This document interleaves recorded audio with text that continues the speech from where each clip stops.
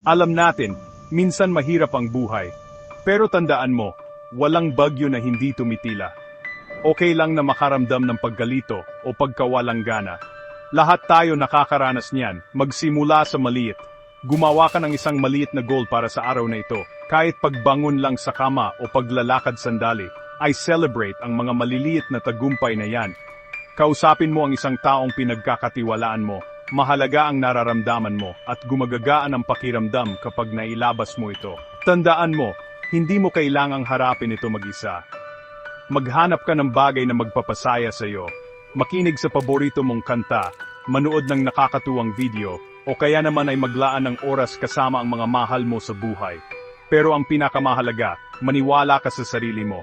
Malayo na ang narating mo, at kaya mo pang magpatuloy. Naniniwala kami sa iyo. Ipagpatuloy mo lang, lumaban ka, at huwag na huwag kang susuko. Parating na ang magaganda mong araw.